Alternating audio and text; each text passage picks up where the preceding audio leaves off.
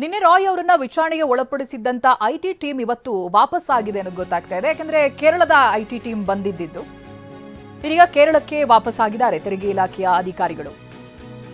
But IT ಅಧಿಕಾರಿಗಳ ಹೇಳಿಕೆಯನ್ನ ಪೊಲೀಸರು ದಾಖಲಿಸಿಕೊಂಡಿಲ್ಲ, ಯಾಕಂದ್ರೆ ಅದಕ್ಕೆ ಪರ್ಮಿಷನ್ ಬೇಕಿರುತ್ತೆ. ಹಾಗಾಗಿ ಕೇವಲ ಮೌಖಿಕ ಮಾಹಿತಿಯನ್ನ ಐಟಿ ಅಧಿಕಾರಿಗಳು ಕೊಟ್ಟಿದ್ದಾರೆ.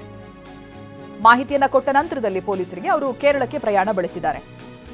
ವಿಚಾರಣೆ ಆಗಬೇಕು ಅಂತ ಹೇಳಿದ್ರೆ ಸಕ್ಷಮ ಪ್ರಾಧಿಕಾರದ ಅನುಮತಿ ಕಡ್ಡಾಯ ಆಗಿರುತ್ತೆ. ಹಾಗಾಗಿ ಮೌಖಿಕ ಮಾಹಿತಿಯನ್ನಷ್ಟೇ ಐಟಿ ಅಧಿಕಾರಿಗಳು ಕೊಟ್ಟಿದ್ದಾರೆ. ಸೊ ಇದೀಗ ಐಟಿ ಅಧಿಕಾರಿಗಳು ಕೂಡ ಕಾಕಿಯ ವಿಚಾರಣೆಗೆ ಒಳಪಡಬೇಕಾಗುತ್ತೆ. ಇದೀಗ ಮೌಖಿಕ ದಾಖಲೆಯನ್ನ ಕೊಟ್ಟು ಹೇಳಿಕೆಯನ್ನ ಕೊಟ್ಟು ವಾಪಸ್ ಕೇರಳಕ್ಕೆ ತೆರಳಿದ್ದಾರೆ. ಅಂತ ಹೇಳಿದ್ರೆ ಸಿಜೆ ರಾಯ್ ಅವರ ವಿಚಾರಣೆಯ ಹಂತದಲ್ಲೇನೆ ಐಟಿ ಅಧಿಕಾರಿಗಳು ಕಚೇರಿಯಲ್ಲಿ ಇರಬೇಕಾದ್ರೇನೆ ಸಿಜೆ ರಾಯ್ ಅವರು ಆತ್ಮಹತ್ಯೆ ಮಾಡ್ಕೊಂಡಿರೋದ್ರಿಂದ, ಅದಕ್ಕೂ ಮುಂಚಿತವಾಗಿ ಸಿಜೆ ರಾಯ್ ಅವರು ಐಟಿ ಅಧಿಕಾರಿಗಳ ವಿಚಾರಣೆಯನ್ನ ಎದುರಿಸಿರೋದ್ರಿಂದ ಅವರ ಮಾನಸಿಕ ಸ್ಥಿತಿ ಹೇಗಿತ್ತು ಆ ಸಂದರ್ಭದಲ್ಲಿ, ಸೊ ಏನೇನು ಪ್ರಶ್ನೆಗಳನ್ನ ಇವರು ಕೇಳಿದ್ರು ಅಥವಾ ದಾಖಲೆಗಳಿಗೆ ಸಂಬಂಧಪಟ್ಟ ಹಾಗೆ ಇವೆಲ್ಲ ವಿಚಾರಣೆಯನ್ನ ಐಟಿ ಅಧಿಕಾರಿಗಳು ಎದುರಿಸಬೇಕಾಗಿರುತ್ತೆ.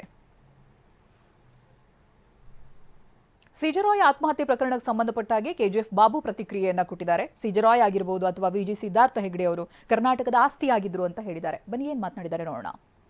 131 ಕೋಟಿ ಟ್ಯಾಕ್ಸ್ ನೋಟಿಸ್ ಬರುತ್ತೆ, ಅದಕ್ಕೆ 1 ಪೈಸಾ ಟ್ಯಾಕ್ಸ್ ಬರಲ್ಲ.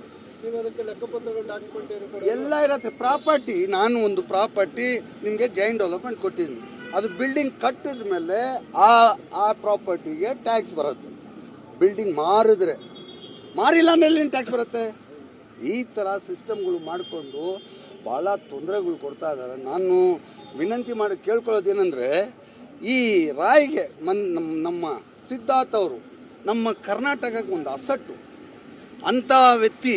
ಅವರು ಈ ಕಾಫಿ ಡೇ ಅಂತ ಸಾವಿರಾರು ಕೋಟಿ ಕಂಪ್ನಿ ಮಾಡಿದ್ರು, 1000 ಎಕರೆ ಮೇಲೆ ಅವ್ರಿಗೆ ಲ್ಯಾಂಡ್ ಇಟ್ಕೊಂಡು 10,000 ಎಕರೆ ಮೇಲೆ ಲ್ಯಾಂಡ್ ಇಟ್ಕೊಂಡು ಅಷ್ಟು ದೊಡ್ಡ ಎಂಪೈರು ಒಂದೇ ಸೆಕೆಂಡಲ್ಲಿ ಅವ್ರಿಗೆ ಅವಮಾನ ಆಯ್ತು ಅಂತ ಹೇಳ್ಬಿಟ್ಟು ಅವ್ರು ಹೋಗಿ ಸೂಸೈಡ್ ಮಾಡ್ತಾರೆ. ಈ ಬ್ಲ್ಯಾಕ್ ಮೇಲ್ ಮಾಡ್ತಾರೆ, ಟಾರ್ಚರ್ ಕೊಡ್ತಾರೆ. ಆ ಟಾರ್ಚರ್ ಒಂದು ನೋಟಿಸ್ ಕೊಟ್ಟರೆ ಆ ನೋಟಿಸ್ ಮೇಲೆ ರಾತ್ರಿ ನಿದ್ರೆ ಹೋಗ್ಬಿಡತ್ತೆ. ದುಡ್ಡು ಸಂಪಾದನೆ ಮಾಡಬೇಕಂದ್ರೆ ಭಾಳ ಸುಲಭ. ಅದನ್ನು ಉಳಿಸ್ಕೋಬೇಕಂದ್ರೆ ಇರೋ ತೊಂದರೆ ದೇವ್ರಿಗೆ ಹೇಳ್ಬೇಕು. ನಾವು ಒಂದ್ಸಲಿ